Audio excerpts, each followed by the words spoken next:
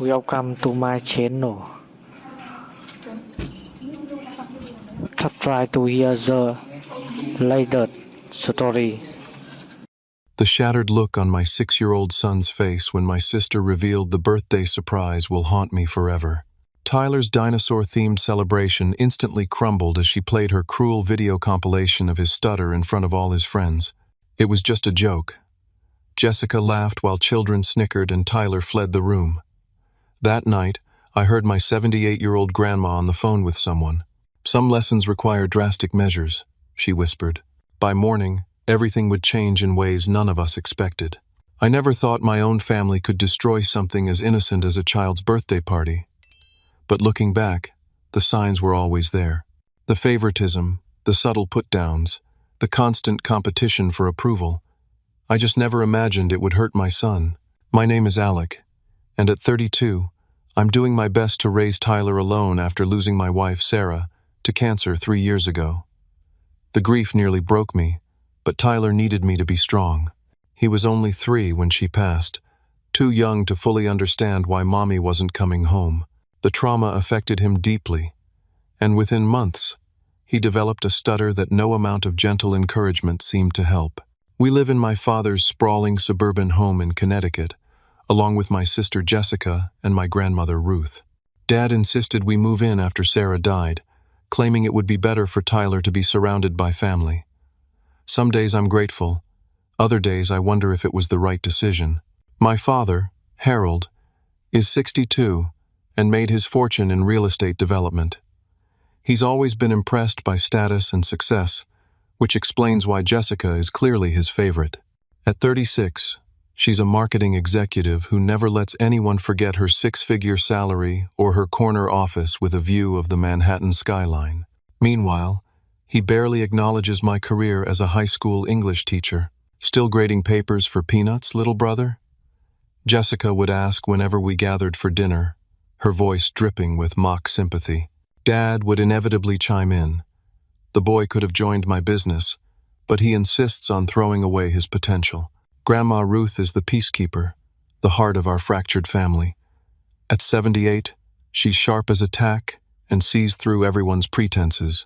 She moved in after Grandpa Joe passed away 5 years ago, and she's been Tyler's greatest ally since he lost his mom. "That boy doesn't need your criticism, Harold," she would say whenever Dad made comments about Tyler's stutter. "He needs patience and love." Tyler found comfort in dinosaurs after Sarah died. It started with a small toy T-Rex the hospital child psychologist gave him and blossomed into a full-blown obsession.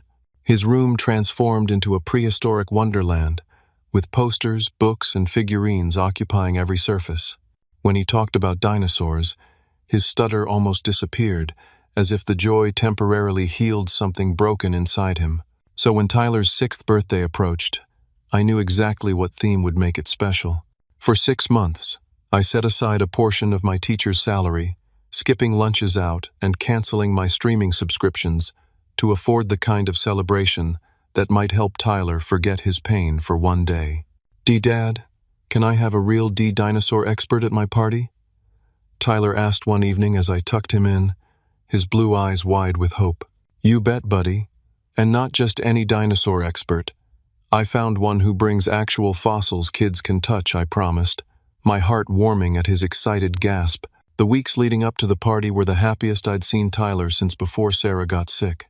He helped me hang green and brown streamers, arranged his dinosaur figures around the house, and practiced saying "welcome to my dinosaur party" in front of the mirror to manage his stutter when greeting friends. Then Jessica inserted herself into the planning. "This little dinosaur party is cute, Alec, but let me help take it up a notch," she said one evening, waltzing into the kitchen where Tyler and I were making invitations.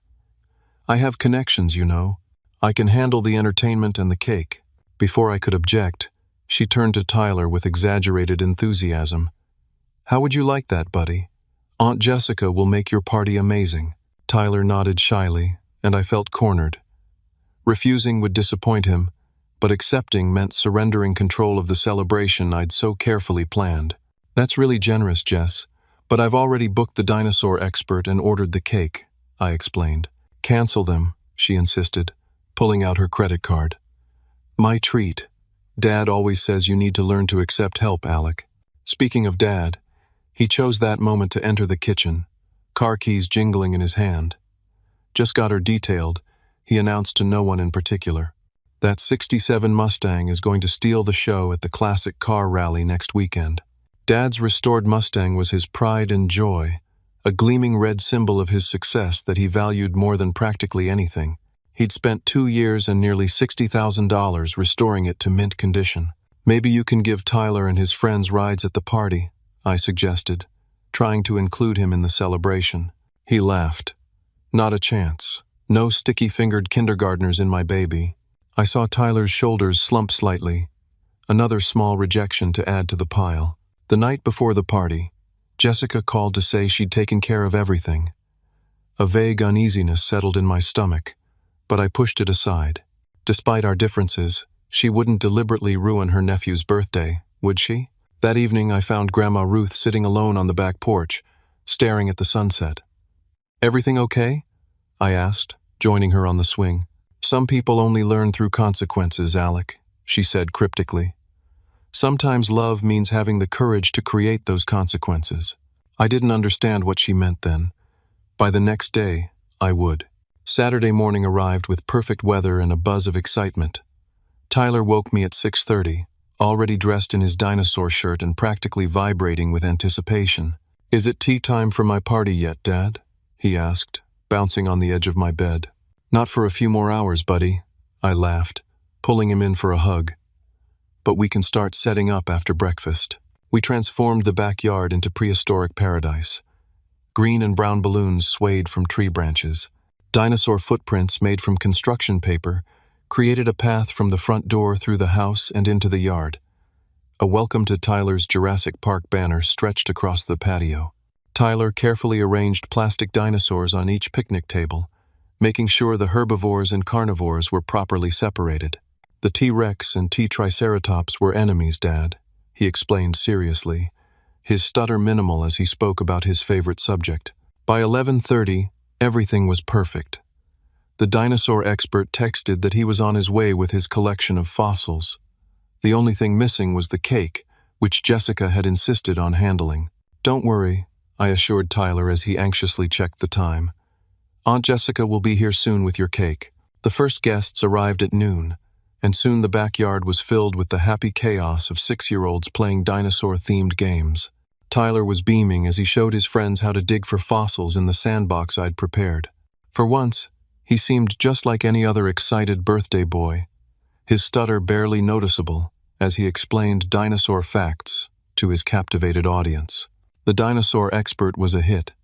He brought real fossils for the children to touch and guided them through an activity where they made their own plaster fossil casts to take home. Tyler was in heaven, hanging on the man's every word and asking thoughtful questions. Everything was going perfectly. Then Jessica finally arrived, an hour late. Sorry. Traffic was insane," she announced, sweeping into the backyard with her videographer friend Mark trailing behind her. "But the cake is here." My heart sank when I saw the plain white sheet cake in her hands. No dinosaurs, no decorations, just Baby Tyler written in blue frosting. "Jessica," I whispered as she set it down, "we discussed a dinosaur cake. This is for a toddler." She waved dismissively. "Kids don't care about decorations. They just want sugar."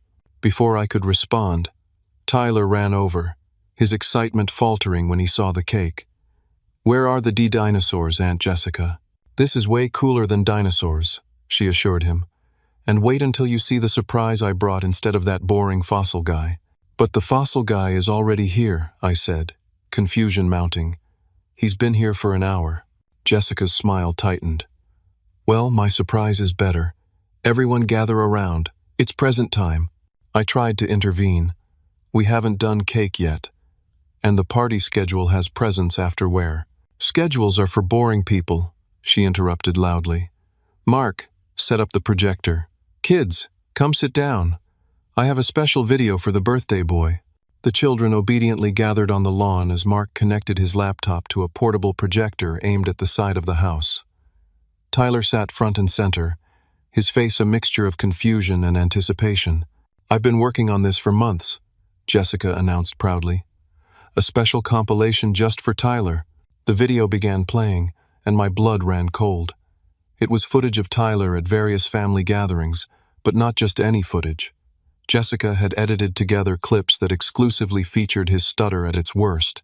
Tyler struggling to tell Grandma about his school project. Tyler trying to order at a restaurant while the waitress grew impatient. Tyler attempting to introduce himself to Dad's business associates. The children began to giggle, then laugh outright. On screen, Tyler's face grew increasingly red and frustrated with each failed attempt to speak smoothly. I lunged for the laptop, but Jessica blocked me. "Wait for the finale," she whispered. "It's hilarious." The last clip showed Tyler practicing his birthday party greeting in front of the bathroom mirror, unaware he was being filmed. "Well, welcome to my D-Dinosaur Peep Party," he repeated over and over, growing more frustrated with each attempt. The children were howling with laughter now. I looked at Tyler and saw the moment something broke inside him. His small body went rigid, his eyes filled with tears, and then he ran. Not a word, not a sound.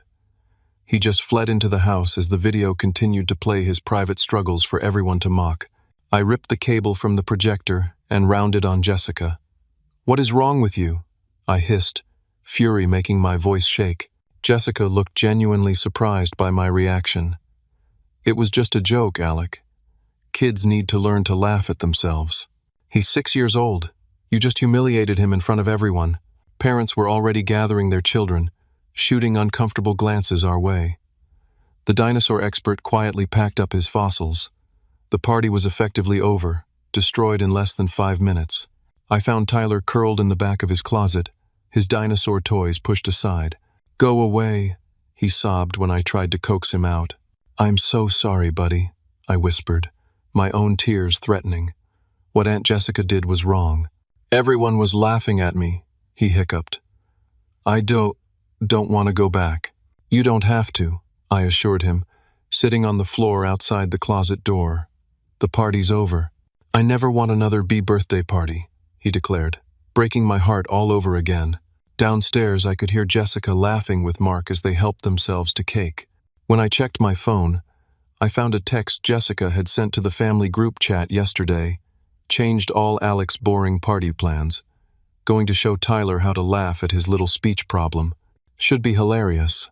Dad had responded with a thumbs-up emoji. That's when I understood. This wasn't a misguided attempt at humor. This was deliberate sabotage. The house grew quiet as the last party guests departed, leaving behind half-eaten cake, unopened presents, and the heavy weight of what had just happened. I spent the afternoon with Tyler, who refused to leave his room even after he'd stopped crying. He just lay on his bed, staring at the dinosaur constellations on his ceiling. A profound sadness no 6-year-old should ever experience etched on his face. "Why doesn't Aunt Jessica like me, Dad?" he finally asked in a small voice. The question pierced my heart. "It's not about you, Tyler. Some adults forget what it's like to be a kid. They forget how words and actions can hurt." But she was smiling when everyone laughed at me. I had no good answer for that. How do you explain adult cruelty to a child? Around 6, Grandma Ruth knocked gently on the door with a tray of Tyler's favorite dinosaur-shaped chicken nuggets. "Thought our birthday boy might be hungry," she said, her eyes sad but kind. Tyler sat up but didn't reach for the food. "I don't feel like a birthday boy anymore." Ruth sat beside him on the bed. "What happened today wasn't right, Tyler. But remember something important. How people treat you says more about them than it does about you." She stayed with him while I went downstairs to deal with the party aftermath. To my disgust, I found Jessica, Dad, and Mark in the kitchen, drinking beer and laughing like it was any normal Saturday. "There he is," Jessica called when she spotted me. "Mr. Overreaction himself. Tyler, come out of hiding yet?" The casual cruelty in her tone made something snap inside me. "What is wrong with you?" I demanded, keeping my voice low so Tyler wouldn't hear. "You deliberately humiliated a 6-year-old child. Your nephew. On his birthday." Jessica rolled her eyes. "It was just a joke, Alec. Kids are resilient. He'll get over it. You recorded him without permission. You compiled videos specifically to mock his speech impediment. Then you showed it to all his classmates. The video was hilarious, Mark chimed in, earning a glare that made him shrink back against the counter. Dad sighed heavily, setting down his beer. Alec, you're being too sensitive. This is exactly why Tyler has these issues in the first place. You coddle him. His issues started after his mother died, I said through gritted teeth. He's a grieving child, not a punchline. And this is why he'll never improve, Jessica interjected. You use Sarah's death as an excuse for everything. It's been 3 years, Alec. Time to move on and stop using your dead wife as a crutch. The kitchen fell silent. Even Mark looked uncomfortable now. Jessica, that's enough, Dad finally said, though his tone lacked any real reproach. What? It's true, she continued, emboldened by the beer and Dad's weak response. Alec plays the tragic widower card whenever he wants sympathy or handouts, like that check Grandma gave him for this stupid party.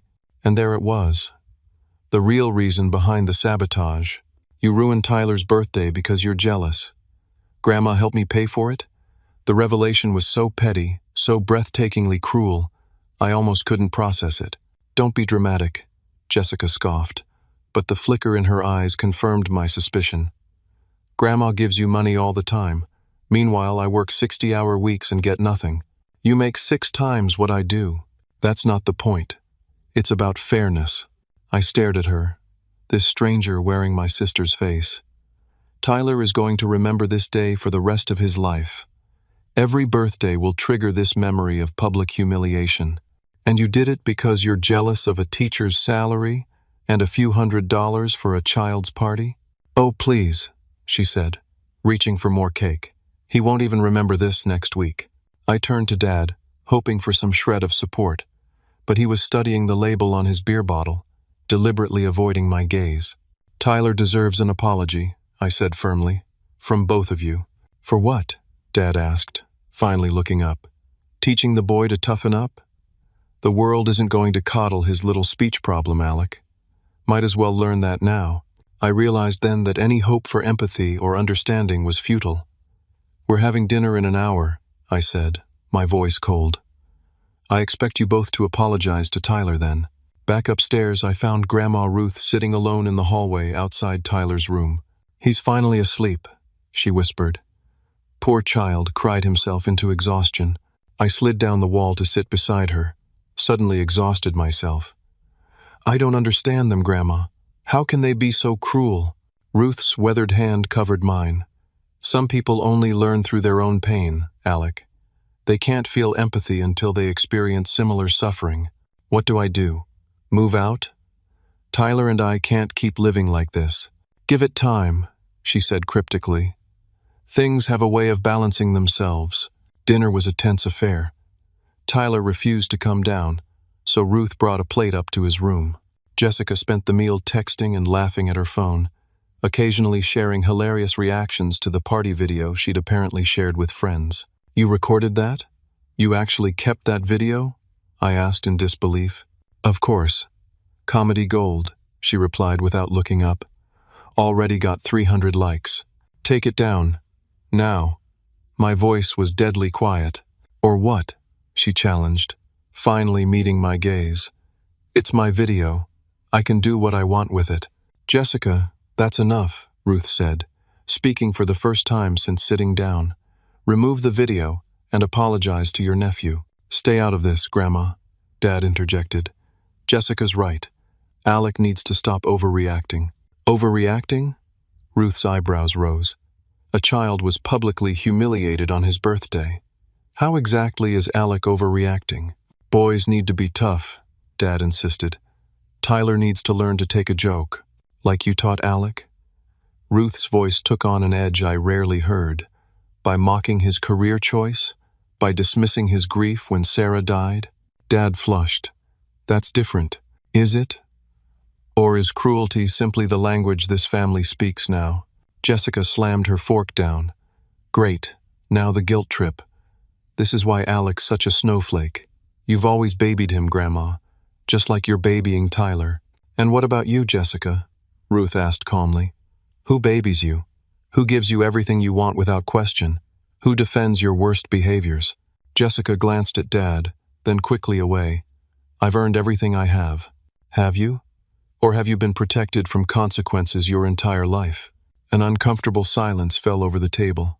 I think I've lost my appetite, Jessica finally said, standing up. I'm going out. Sit down, Ruth commanded with surprising authority. We're not finished. To my amazement, Jessica hesitated, then slowly sank back into her chair. After dinner, I went to check on Tyler again. He was awake, pushing dinosaur figures around listlessly on his bedspread. Feeling any better, buddy? I asked, sitting beside him. He shook his head. Will everyone at school laugh at me now? The question broke my heart. I'm going to talk to your teacher on Monday. What happened wasn't okay, and we're going to make sure everyone knows that. I wish Mom was here, he whispered. She never laughed at my stutter. I know, buddy. I wish she was here too. After tucking him in, I passed Dad's study on my way downstairs and overheard voices.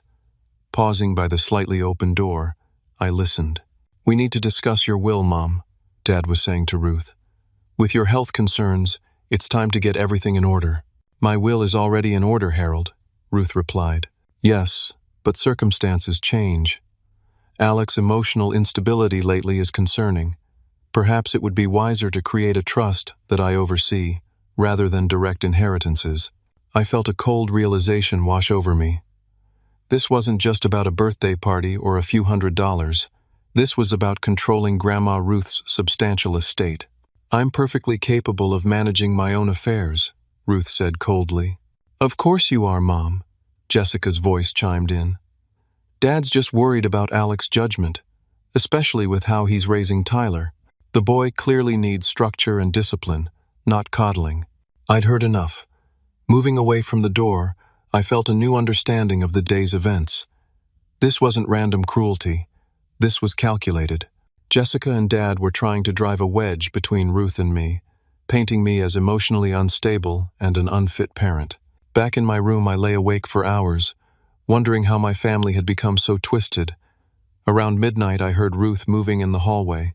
Then her voice, low and intense, on the phone with someone. Yes, I've made my decision, she was saying. Some lessons can only be taught through decisive action, and some people only learn when what they value most is threatened. A chill ran down my spine. What was Grandma planning? The sound jolted me awake at 6:17 the next morning, a rhythmic metallic crashing that seemed to be coming from the driveway. At first, I thought I was dreaming, the sound incorporating itself into some fading nightmare. Then Tyler appeared in my doorway, rubbing his eyes. Dad? What's that noise? I pulled on sweatpants and hurried to the window, Tyler at my heels. The scene below made me freeze in disbelief. There in the driveway stood my 78-year-old grandmother, still in her nightgown and robe, her white hair wild in the early morning light.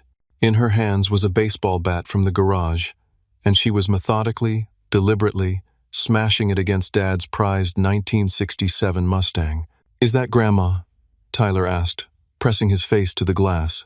I couldn't answer, too shocked by the systematic destruction unfolding below. Ruth wasn't frantically bashing the car. She was focused, precise, a swing to the headlight, a solid hit to the side mirror, a direct strike to the pristine red hood, leaving a massive dent in the immaculate finish. The front door banged open, and Dad burst out in his pajamas, face contorted in horror. Mother, what are you doing? Stop, stop. His voice rose to a shriek as Ruth brought the bat down on the windshield, spiderwebbing the glass with a sickening crack. She didn't even pause, moving to the other headlight and smashing it with a single powerful swing. Grandma's really strong, Tyler whispered, something like awe in his voice. Neighbors began emerging from their homes, drawn by Dad's increasingly frantic shouts. Mr. Peterson from next door actually had his phone out, recording the scene. Mrs. Whitaker across the street stood frozen on her lawn in her bathrobe, mouth agape. Dad grabbed at Ruth's arm, but she shrugged him off with surprising strength, bringing the bat down one final time on the hood ornament. Mother, have you lost your mind? Dad was practically sobbing now, running his hands over the destroyed vehicle as if trying to heal it through touch. Do you have any idea what you've done? This car is worth over $90,000. Ruth calmly placed the bat on the ground and straightened her robe. I know exactly what I've done, Harold. Why? Why would you do this? The anguish in his voice was raw, primal. Ruth's voice carried clearly in the morning air. A lesson in respect. Dad stared at her, uncomprehending. What are you talking about? What does this have to do with respect? By now, Jessica had joined the scene, still in yesterday's clothes, suggesting she'd just returned home. Instead of intervening, she immediately pulled out her phone and began taking pictures of the damaged car, circling it like a crime scene photographer. Oh my God, Dad's going to have a stroke, she said, though she sounded more entertained than concerned. This is insane. Insane? Ruth turned to face her. Was it insane when you humiliated your 6-year-old nephew yesterday? Was it insane when you laughed while he cried? Jessica lowered her phone, finally seeming to grasp the connection. Wait, you did this because of the birthday thing? That was just a joke. This is just a car, Ruth replied evenly. Just a car? Dad spluttered. This is a classic. I spent 2 years restoring it, and Tyler spent 2 years in therapy after losing his mother, only to be mocked by his own family on his birthday, Ruth said, her voice growing steely. Tell me, Harold, which deserves more care? A child's sense of safety and self-worth, or this pile of metal? Dad looked from Ruth to the car and back again, genuine confusion on his face, as if he truly couldn't understand the comparison. You've completely lost it, he finally said. I'm calling the police. Go ahead, Ruth replied with perfect calm. I'll wait right here. I realized I needed to get down there before this escalated further. Stay here, I told Tyler, but he shook his head stubbornly. I want to see Grandma. We hurried downstairs and out the front door just as more neighbors gathered at the edges of our property, whispering among themselves. Alec, talk some sense into your grandmother. Dad called when he spotted me. She's destroyed my car. Before I could respond, Tyler broke away from me and ran straight to Ruth. To my surprise, he wrapped his arms around her waist and looked up at her with something like hero worship in his eyes. Are you okay, Grandma? He asked. Not a hint of stutter in his voice. Ruth's stern expression softened as she placed a hand on Tyler's head. I'm just fine, sweetheart. You're going to pay for this, Jessica hissed at Ruth. Do you have any idea how much this car is worth? Do you have any idea how much Tyler is worth? Ruth countered. Because yesterday, you treated him as if he had no value at all. It was a joke, Jessica insisted, though she at least had the sense to look uncomfortable now. Was it funny? Did Tyler laugh? Ruth asked. Jessica had no answer for that. Dad was on the phone now, presumably with the police, gesturing wildly at the damaged Mustang as he spoke. The neighbors continued to watch, some with phones recording everything. Mom, this is out of control, I said quietly to Ruth. Let's get you inside. No, she said firmly. It's time we stopped hiding family business behind closed doors. Your father and sister have no problem publicly humiliating Tyler. Let them experience some public consequence of their own. Tyler hadn't left Ruth's side, watching the scene with wide eyes. For the first time since yesterday's disaster, he didn't look crushed by shame. Instead, there was a spark of something like vindication in his expression. You can't possibly compare property damage to a harmless video, Jessica argued, though her voice lacked conviction. Both involve something precious being damaged, Ruth replied. The difference is, the car can be repaired with money. A child's sense of safety and trust is much harder to restore. This is ridiculous, Dad said, shoving his phone back in his pocket. The police are on their way. I hope you're prepared to face charges, Mother. I'm 78 years old, Harold. What exactly do you think they'll do to me? There was something in Ruth's tone that made me look at her more closely. A fatalistic calm I'd never heard before. Grandma? I questioned softly. What's going on? Ruth met my gaze steadily. I received my test results back on Friday, Alec. The cancer has returned. It's in my liver, pancreas, and lungs this time. 3 months, they say. Perhaps 4 with aggressive treatment, which I've decided to decline. The words hit me like a physical blow. What? Why didn't you tell us? I was going to announce it at dinner last night, but then Jessica's little joke took precedence. Her eyes never left Dad and Jessica as she spoke, gauging their reactions. Dad's face went slack with shock. Jessica actually took a step backward, as if the news were something contagious she might catch. "You're lying," Jessica accused, though her voice trembled. "You're just saying that so we'll feel sorry for you." Ruth smiled sadly. "I've never needed your pity, Jessica. But Tyler needed your compassion yesterday, and you had none to give. So now, neither do I." The wail of approaching police sirens filled the morning air. Dad looked from the car to Ruth, conflict evident on his face. "Cancer?" he finally managed, his voice small. "Are you sure?" "Quite sure. Stage 4. Too advanced for effective treatment. But you can't just give up," he protested weakly. "There are experimental treatments, clinical trials. I'm not giving up, Harold. I'm choosing how to spend my remaining time. And it won't be in hospital rooms hooked to machines." The police cruiser pulled into the driveway, 2 officers stepping out to survey the scene. They looked from the damaged car, to the elderly woman in her bathrobe, to the gathered neighbors, clearly trying to make sense of the situation. "Someone want to tell me what's going on here?" the older officer asked. Dad pointed accusingly at Ruth. "My mother vandalized my car. I want to press charges." The younger officer approached Ruth. "Ma'am, did you damage this vehicle?" "I did," Ruth acknowledged without hesitation. "It was a deliberate act of property destruction." The officer looked taken aback by her candor. "May I ask why?" "To teach my son a lesson about what truly matters," she said simply. "My grandson was cruelly humiliated at his birthday party yesterday by his aunt and father. I wanted them to experience a small fraction of that pain." The officer glanced at Tyler, who had moved to stand between Ruth and me. "Is that true, son, about your birthday?" Tyler nodded solemnly. "They showed a video of me stuttering to everyone. All the kids laughed at me." The officers exchanged a look. The older one turned to Dad. "Sir, would you like to step aside and discuss this privately?" Dad hesitated, looking from the officers to Ruth to the damaged car. The full weight of the situation seemed to finally hit him. If he pressed charges, his elderly, cancer-stricken mother would be arrested in front of the entire neighborhood. Every detail of the family's dysfunction would become public record.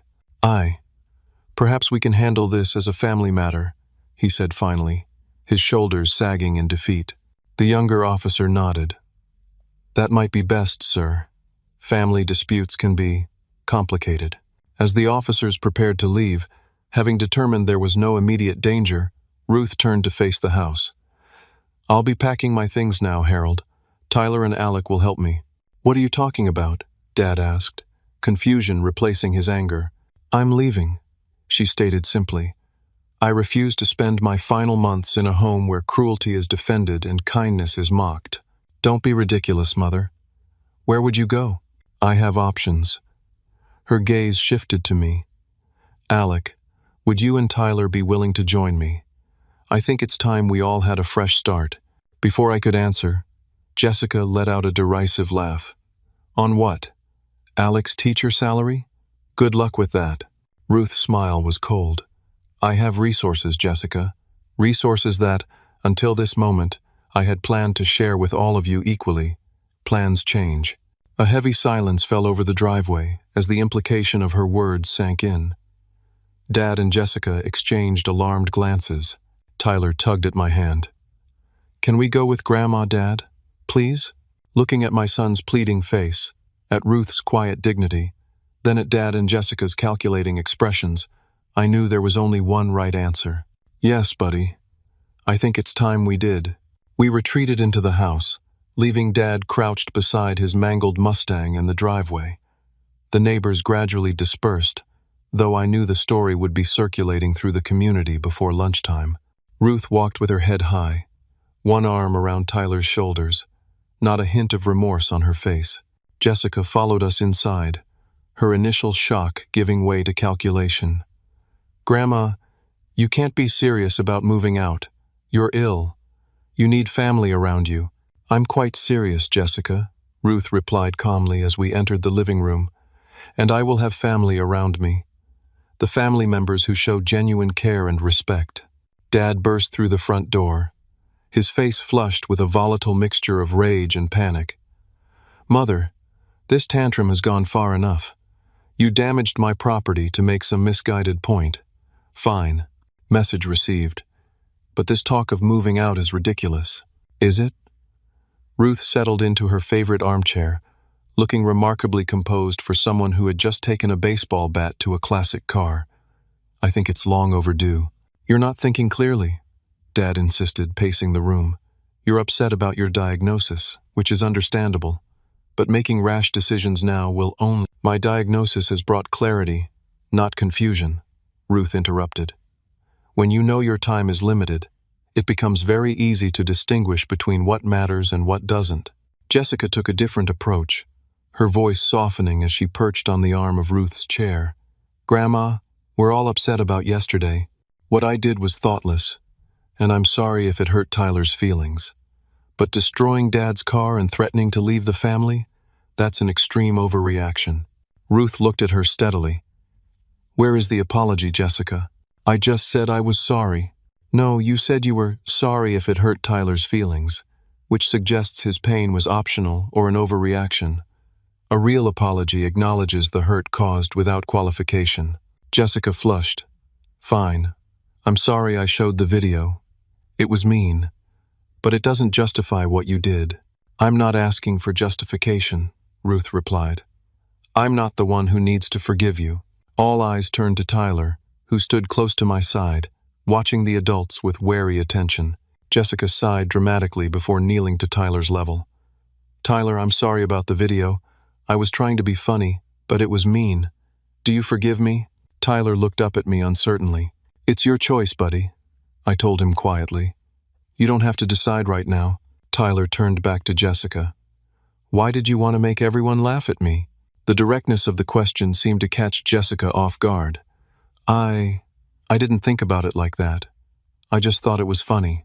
It made me feel bad, really bad, like I was stupid." "You're not stupid," Jessica said quickly. "It was just a joke.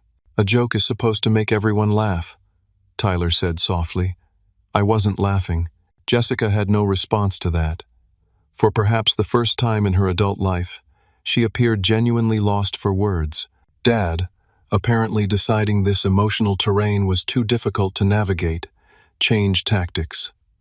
"Mother, be reasonable. Where exactly do you plan to go? You need care. You need stability." "I've already spoken with a real estate agent," Ruth revealed. "There's a lovely garden apartment 3 miles from here. Ground floor, 2 bedrooms, with a small patio.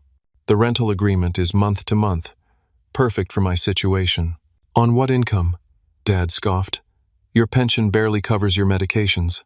"That's not entirely accurate," Ruth said mildly. "I have resources you don't know about, Harold." "What resources?" His eyes narrowed suspiciously. "My finances are my business, but rest assured, I can afford to support myself, Alec, and Tyler comfortably." Jessica's head snapped up at this.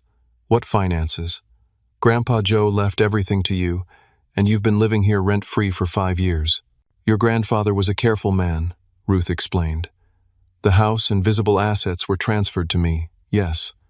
But there were investments and accounts you know nothing about." "That's impossible," Dad insisted. "I handled all of Dad's paperwork after he died." "You handled what he wanted you to handle," Ruth corrected. "Joe never trusted your financial judgment, Harold. Not after that disastrous timeshare venture in 2008. Dad's face drained of color. "What are you saying?" "I'm saying your father left provisions that you know nothing about. Provisions I've maintained and grown over the past 5 years. Jessica looked between them, confusion giving way to anger. "Are you telling us Grandpa had secret money that should have been part of the family estate?" "There was no family estate, Jessica. There was your grandfather's estate, which he left to me, his wife, to manage as I saw fit." Ruth's tone remained even, factual. "This is absurd," Dad sputtered. "If there were additional accounts, I would have found them during probate. Not if they were established decades earlier as separate entities," Ruth explained. "Your father was a cautious man.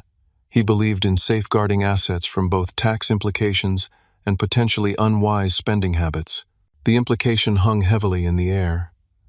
Dad had always been the spender in the family, Ruth and Grandpa Joe the savers. "You've been hiding family money from us for 5 years?" Jessica's voice rose accusingly. "Not hiding. Managing," Ruth corrected, with every intention of sharing it equally among family members who demonstrated responsibility and compassion. "And now?" Dad asked, a note of dread in his voice. "Now I'm reassessing," Ruth said simply. The calculation was naked on both Dad and Jessica's faces now. Their expressions had morphed from anger to alarm, the true stakes of the situation finally becoming clear. "You're using your money to punish us," Jessica accused, "because of one stupid joke." "No, Jessica, I'm using my money to protect those who need protection. There's a difference." "This is manipulation," Dad exclaimed. "You're holding your wealth over our heads to control us." Ruth's eyes flashed with a rare display of anger. "Is that what you think this is about? Money? Control? Harold? I watched you and Jessica deliberately humiliate a child yesterday. I heard you planning to convince me to change my will last night. Who exactly is being manipulative here?" Dad flinched as if struck. "You eavesdropped on a private conversation?" "These old ears still work quite well," Ruth said dryly.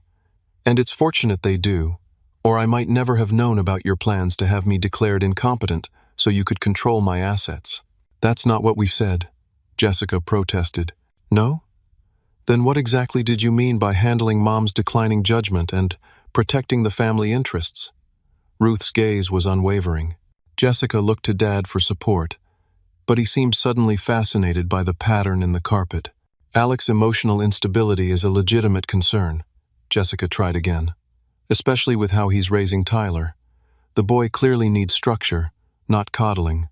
"The boy," I finally spoke up, my voice tight with controlled fury, "is standing right here listening to you talk about him like he's a problem to be solved.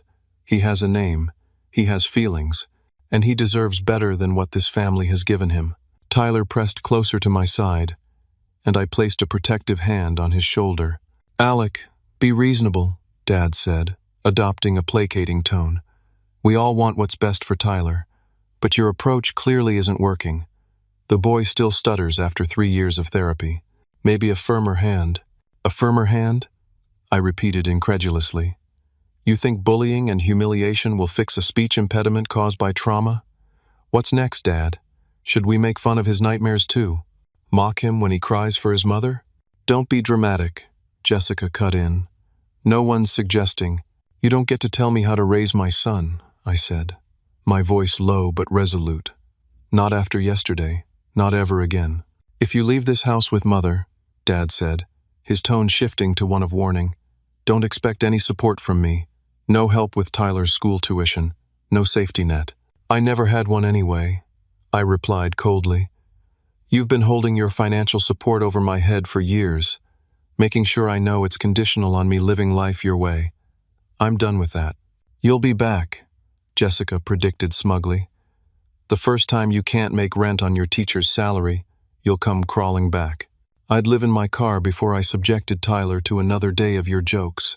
Ruth stood up, ending the circular argument. "This discussion is pointless. Alec, Tyler, please help me pack my essentials. We'll arrange for the rest later." "Mother, please," Dad tried one last time, desperation creeping into his voice. "You need to think this through. Your cancer treatment will be managed by medical professionals, not family," she finished firmly. "My oncologist agrees that quality of life is more important than quantity at this stage." "But we're your family," Jessica protested, seeming genuinely confused by Ruth's unwavering resolve. "Despite everything, we belong together." "Family is more than shared DNA, Jessica," Ruth replied, her voice softening slightly. "It's shared respect, shared values, shared care for one another. When those things are missing, you're just relatives living under the same roof." Jessica opened her mouth to argue further, but Ruth raised a hand to silence her. "Enough. My decision is made. Perhaps this separation will give all of us time to reflect on what truly matters." As we followed Ruth upstairs to help her pack, I heard Dad hiss to Jessica, "This is your fault. If you hadn't shown that stupid video—" "My fault?" Jessica shot back. You're the one who encouraged me. Teach the boy to toughen up, you said. He needs to learn to take a joke. Their accusations faded as we climbed the stairs, but the damage was done. In the space of 24 hours, our family had fractured beyond recognition, and somewhere deep inside, beneath the grief and anger, I felt something I hadn't experienced in years: relief. Ruth worked methodically, sorting through 8 decades of possessions with remarkable efficiency. Only pack what matters, she instructed as Tyler and I helped. The rest is just things. Within 2 hours, we had loaded her essential clothing, medications, photo albums, and a few treasured keepsakes into my SUV. Tyler had carefully wrapped her collection of delicate glass birds, treating each one as if it were a priceless treasure. "When will we get our stuff, Dad?" Tyler asked as we carried the last box downstairs. "We'll come back tomorrow while Aunt Jessica is at work," I promised. "Just clothes and your important things for now." As we reached the bottom of the stairs, Dad was waiting in the foyer, a manila envelope in his hands. His earlier anger had been replaced with something closer to calculation. "Before you make this mistake, Mother," he said, holding out the envelope, "there's something you should know." Ruth placed her box on the hall table. "What now, Harold?" "Financial records," he said, tapping the envelope. "Your financial records, specifically, bank statements, investment reports. I've been monitoring your accounts for the past 5 years." The admission hung in the air for a moment. "You've been spying on my finances?" Ruth asked, her voice dangerously calm. "Managing them," he corrected, using her own word from earlier. "Someone needed to make sure you weren't being taken advantage of, especially by those who might manipulate your generosity." His gaze slid meaningfully toward me. "That's illegal," I pointed out. "Accessing someone else's financial records without permission is identity theft." Dad waved dismissively. "She's my mother. I'm looking out for her interests." "By stealing from her?" Ruth asked. Dad froze. "What? Did you think I wouldn't notice, Harold? The monthly withdrawals from my retirement account? The liquidated investments? The equity line of credit taken against my portion of your grandfather's property?" "I have no idea what you're talking about," Dad insisted. But a flush was creeping up his neck. $60,000 over 3 years, Ruth continued relentlessly. "Money that coincidentally matches what you've spent restoring that car I damaged this morning." Jessica appeared in the doorway to the living room, her expression alarmed. "What's she talking about, Dad?" "Nothing," he snapped. "Mother's confused. Probably the cancer affecting her mind." "My mind is perfectly clear," Ruth countered, reaching into her purse. She withdrew a folder of her own and handed it to Jessica. "These are the real financial records, Jessica. Not whatever edited versions your father has in that envelope." Jessica opened the folder, her eyes widening as she scanned the contents. "Dad, there are dozens of withdrawals here, all with your signature."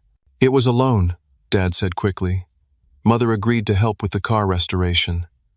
"Tell them, Mom. I did no such thing," Ruth replied evenly. "You forged my signature on withdrawal authorizations." "That's ridiculous." "Is it? Shall we call the bank manager?" "Dennis Griffin has been handling my accounts for 20 years. He's the one who first alerted me to the suspicious activity." Dad's face drained of color. "You're making this up to turn Jessica against me. The only person turning anyone against you is you, Harold." Ruth's voice was tired now. "Your actions, your choices, your deceptions." Jessica was still flipping through the documents, her expression shifting from disbelief to anger. "There's over $60,000 missing. Where did it all go?" "The car," Ruth repeated. "The house renovations last year.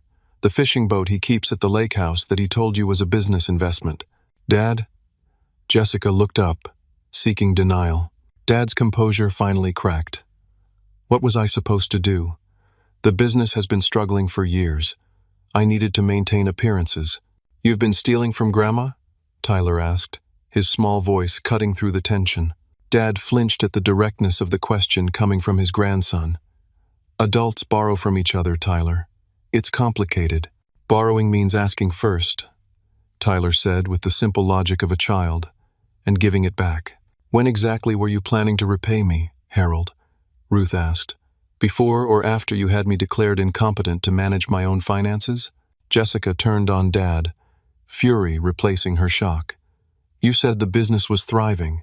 You said we were expanding into commercial properties." "We will be," Dad insisted. "Once the Henderson deal closes next month." "The Henderson deal fell through in June," Jessica interrupted. "I know because I had lunch with Tara Henderson last week. They went with Westlake Developers instead." Dad seemed to physically shrink before our eyes. "I was going to tell you. Like you were going to tell Grandma about borrowing her retirement money?" Jessica's voice dripped with disgust. "What else have you been lying about?" "Nothing. Everything's under control. I just need a little more time to..." "To what? Steal more from a dying woman?" The harshness in Jessica's tone suggested a fundamental shift in her perception of our father. "Don't be melodramatic," Dad snapped, but the authority had drained from his voice. "Mother's been living in my home rent-free for years. I've paid for her health insurance, her food, her medications. I'm entitled to some compensation." "Entitled?" Ruth repeated the word as if it were foreign to her. "To money I earned? To savings your father and I built over 50 years of marriage? To the inheritance I plan to share with all of you?" "Planned?" Jessica seized on the past tense. "What do you mean planned?" Ruth sighed heavily. "After discovering Harold's theft, I made changes. I established a trust for Tyler's education. The remainder will be distributed based on need and character, not equal shares as I'd originally intended." "That's not fair," Jessica protested. "Neither is mocking a child's disability," Ruth countered. "Neither is stealing from your elderly mother. Life isn't fair, Jessica, but consequences should be." Jessica rounded on Dad. "Fix this. Tell her you'll pay everything back." "With what?" Dad spread his hands helplessly. "The business is leveraged to the hilt. The house has 2 mortgages. Even that damn car is financed." The revelation landed like a bomb in the room. The family wealth, the successful business, the luxurious lifestyle, it had all been a carefully maintained illusion. "You're broke?" Jessica whispered, horror dawning on her face. "Cash flow challenged," Dad corrected weakly. "Temporarily. For how long?" she demanded. 8, maybe 10 years. Jessica staggered back as if physically struck. 10 years? You've been lying about our finances for a decade? I was protecting you from worry, maintaining our standard of living, by stealing from Grandma, by lying to everyone, by making me believe I had a safety net that doesn't exist. "Jessica, please," Dad pleaded. "Once Mother forgives the loans..." "They weren't loans," Ruth interrupted firmly. "They were theft, and I'm not forgiving anything." Dad's expression hardened. "Then I'll contest your will when the time comes. I'll claim you weren't of sound mind when you made these changes." "You could try," Ruth acknowledged. "But the trust is ironclad, and I've documented your financial misconduct extensively with my attorney." "You'd do this to your own son? Leave me with nothing?" "You did this to yourself, Harold." Tyler, who had been silent through most of the confrontation, suddenly stepped forward. His small face was set with determination I'd never seen before. "You're mean," he said to Dad, his voice clear and without a hint of stutter. "You stole from Grandma. You laughed when I was sad. You're not a nice person." The simple condemnation from a 6-year-old seemed to hit Dad harder than all the adult accusations combined. He stared at Tyler as if seeing him clearly for the first time. "Tyler, he began, but seemed unable to find words to continue. "We're leaving now," I said firmly, placing a hand on Tyler's shoulder. "Jessica, we'll be back tomorrow for our things." "Where will you go?" she asked, sounding genuinely concerned for the first time. "Ruth has arranged temporary accommodations while we look for something permanent," I explained, deliberately vague. "What about me?" Jessica's voice was small, almost childlike. "Where do I go when all this falls apart?" It was Ruth who answered, her tone gentler than it had been all morning. "That depends on you, Jessica, on the choices you make from this moment forward, on whether you can learn from this experience and become someone different than you've been." Jessica looked from Ruth to Dad to me, then finally to Tyler. Something shifted in her expression. "I'm sorry," she said, addressing Tyler directly, "not because I got caught, or because I might lose my inheritance. I'm sorry because what I did was cruel, and you didn't deserve it. I've been a terrible aunt."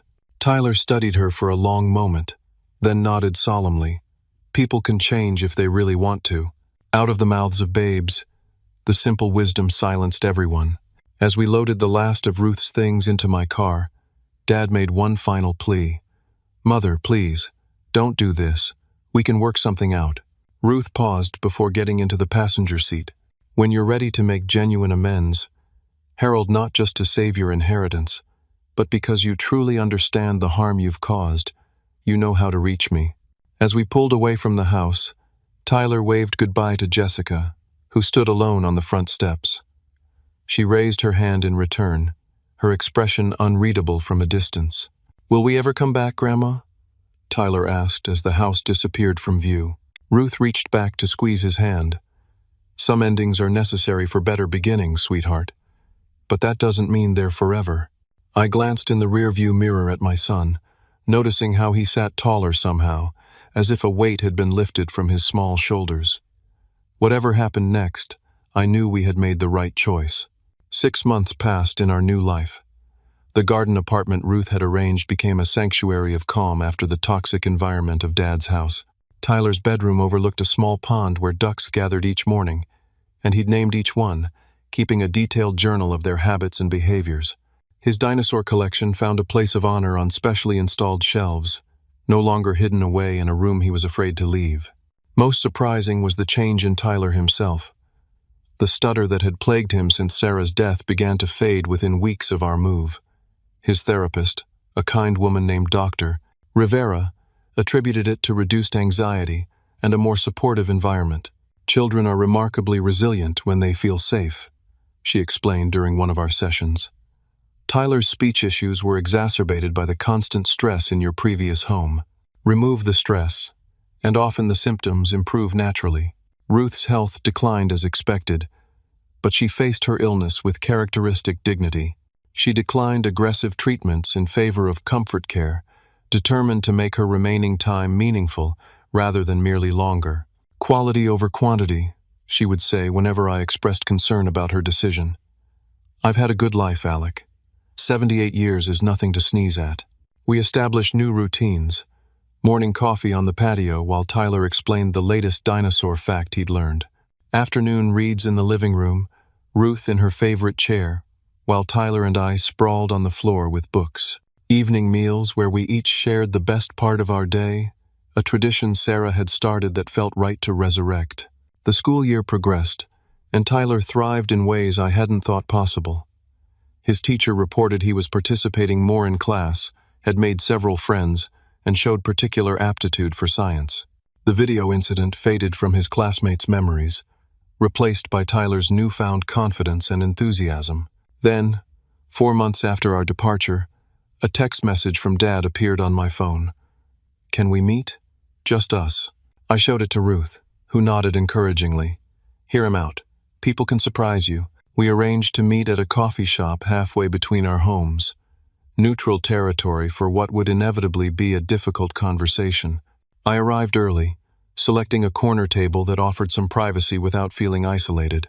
Dad looked older when he walked in, the past months having etched new lines around his eyes and mouth. Gone was the designer suit and Italian leather briefcase, replaced by casual clothes that seemed to hang slightly on his frame. He spotted me and hesitated before approaching, as if uncertain of his welcome. "Thanks for meeting me," he said, sliding into the seat across from me. "How's Tyler and Mother?"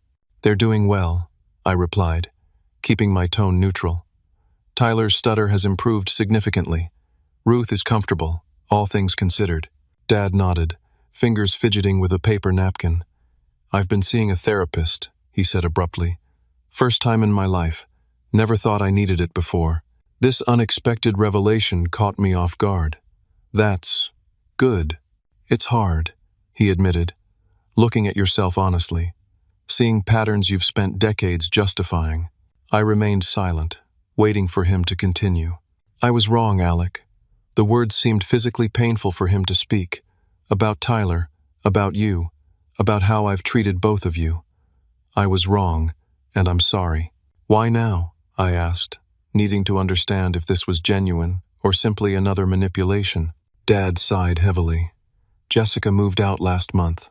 got her own place, said she couldn't keep living with the lies.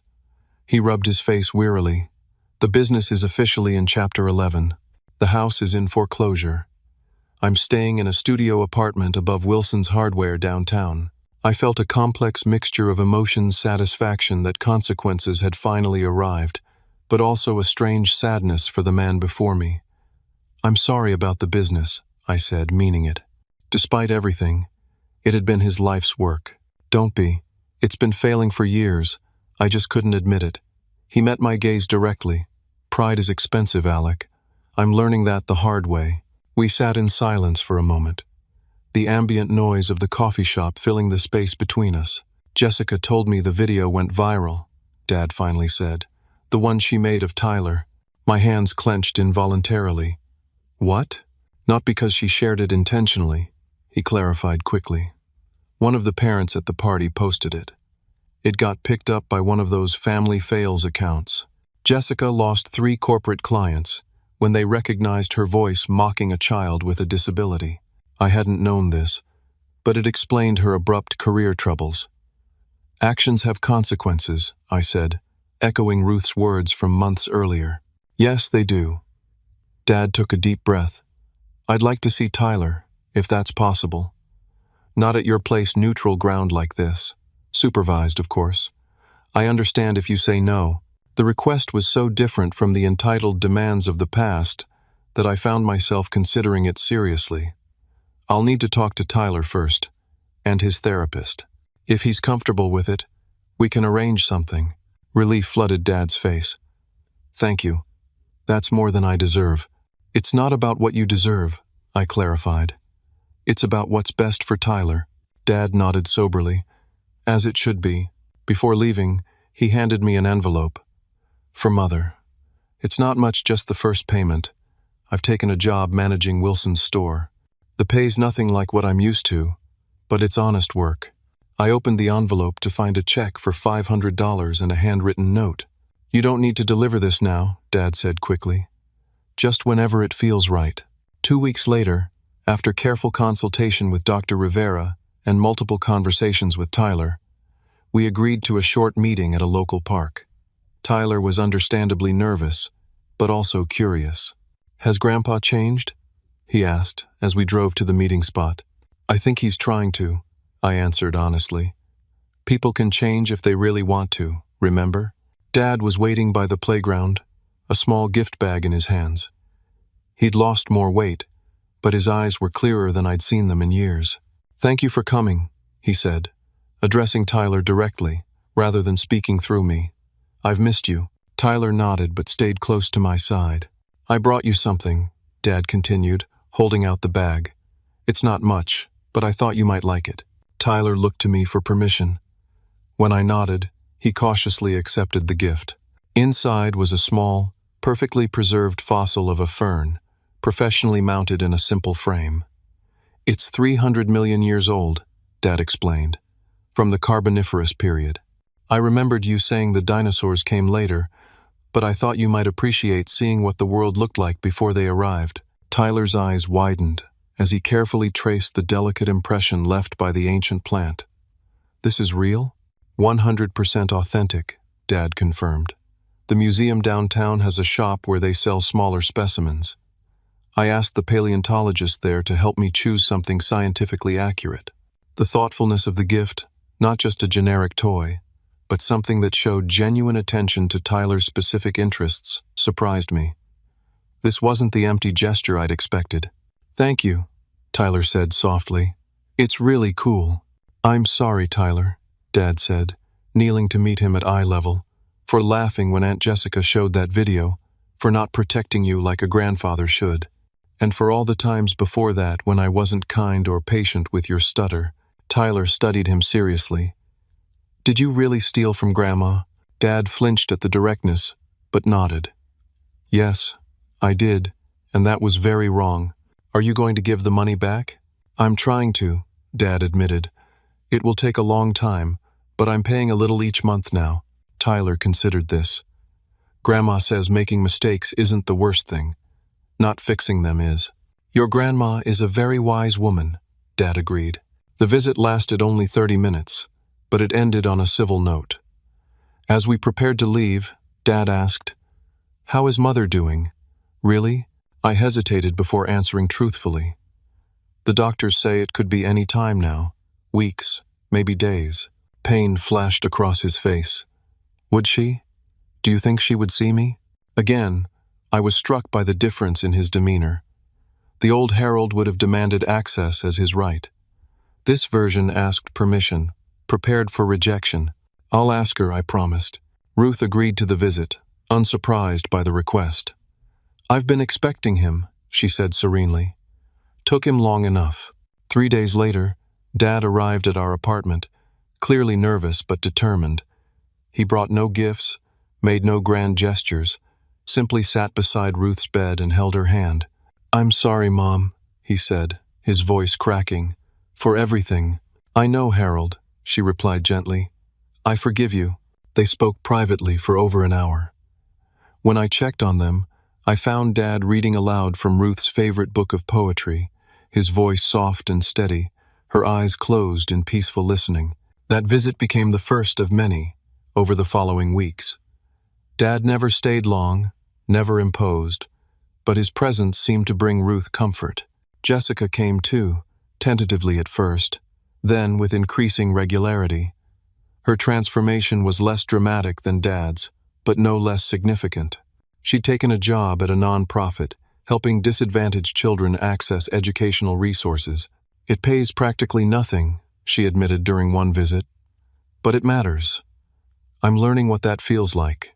When Ruth passed away 2 weeks after Tyler's 7th birthday, it was peaceful. We were all there. Tyler, me, Dad, and Jessica gathered around her bed as she took her final breaths. Her last words were, "Remember what matters." The funeral was simple but well attended. To my surprise, many of our former neighbors came, offering condolences and support. Mrs. Whitaker, who had witnessed Ruth's baseball bat moment, hugged me tightly. "Your grandmother was a fierce protector," she whispered. "We should all be so lucky to have someone love us that completely." In the months that followed, our family continued its cautious reconstruction. Dad found unexpected satisfaction in his hardware store job, developing genuine relationships with customers and employees alike. Jessica volunteered to help coach Tyler's science club, discovering a talent for explaining complex concepts to children. On the anniversary of the disastrous birthday party, we faced a difficult decision. Tyler wanted a small celebration with his new friends, but the memory of the previous year's trauma lingered. "Are you sure, buddy?" I asked as we discussed options. "We could do something different this year. A trip to the Natural History Museum, maybe." Tyler shook his head decisively. "I want a real party, a happy one." So we planned a modest gathering at our apartment. Just 5 friends from school, dinosaur decorations, again, and a cake I ordered myself from the local bakery. No videos, no surprises, no drama. The day before the party, Jessica called. "I know I'm probably the last person you want there, but I'd like to come. If Tyler's okay with it." I consulted with Tyler, who considered the request solemnly before nodding.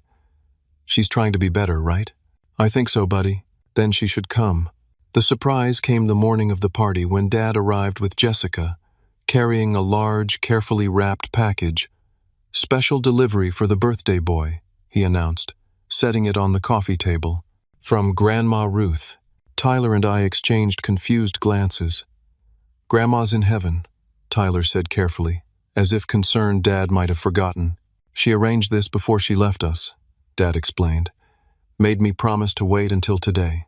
Inside the box was a complete junior paleontologist's field kit, professional quality tools, reference books, and a letter in Ruth's distinctive handwriting. I read it aloud as Tyler examined his gift. "Dear Tyler, by the time you receive this, I'll be gone, but not really. The love we share doesn't disappear, it transforms, just like the ancient creatures you admire left their mark on the world. This birthday marks a new beginning. Last year taught us all difficult lessons about respect, courage, and standing up for what's right. You were the bravest of us all. Remember that families, like fossils, tell a story of what once was. But unlike fossils, Families can change, grow, and heal. Some bones break, but mend stronger at the fracture point. I've left something else for you too, a future. Your college fund is secure, no matter what happens. Learn everything you can, ask endless questions, and always remain curious about the world and compassionate toward those in it. I love you, my little paleontologist. That never changes. Grandma Ruth. There wasn't a dry eye in the room when I finished reading. She planned this months ago, Dad explained, his voice thick with emotion. Made me swear I wouldn't tell anyone until today. The party that followed was everything the previous year's event should have been: joyful, supportive, centered on Tyler's happiness rather than adult agendas. Jessica helped serve cake. Dad told terrible dinosaur jokes that made the children groan, and Tyler didn't stutter once as he excitedly showed his friends his new paleontologist tools. As the celebration wound down and the last friend departed, Tyler surprised us all by gathering the 3 adults in the living room. "I have something to say," he announced with newfound confidence. We sat obediently, curious about what was coming. "Last year was the worst birthday ever," he began matter-of-factly, "but today was the best one. And it's because everyone decided to be different." His simple observation captured the essence of our family's transformation. "Grandma told me that sometimes you have to break something to fix it," Tyler continued. "Like when you reset a bone that's healing wrong. It hurts a lot at first, but then it gets better." Jessica wiped tears from her cheeks. "Your grandma was very wise." "She still is," Tyler corrected. "Just because we can't see her doesn't mean she's not helping us." Out of the mouths of babes, indeed. Later that night, after Tyler was asleep and Dad and Jessica had gone home, I sat on our small patio looking at the stars. The past year had brought pain I never expected, but also healing I hadn't thought possible. Ruth's dramatic action with the baseball bat had shattered more than a windshield. It had broken through years of toxic family patterns, creating space for something healthier to grow. We weren't perfect. Dad still had moments of tone-deaf entitlement. Jessica occasionally slipped into her old sarcastic habits. I sometimes struggled with trusting their transformations were genuine and lasting. But we were trying, all of us, and that effort mattered. In the end, Ruth had taught us her most important lesson. Respect cannot be demanded, but must be earned, and sometimes necessary endings lead to healthier beginnings. The family that emerged from the rubble of that disastrous birthday was fundamentally different from the one that entered it. Smaller in some ways, but stronger where it counted. More authentic, more compassionate. And Tyler, at the center of it all, flourished in the space that honesty created, his voice growing stronger with each passing day. What did you think of this story? Have you ever witnessed a moment where someone had to take dramatic action to break a harmful family pattern? I'd love to hear your experiences in the comments. If this story resonated with you, please like and subscribe for more content, and share it with someone who might need to hear that sometimes necessary endings lead to better beginnings. Thank you for listening, and remember, respect is earned, not demanded. Until next time, take care of yourselves and each other.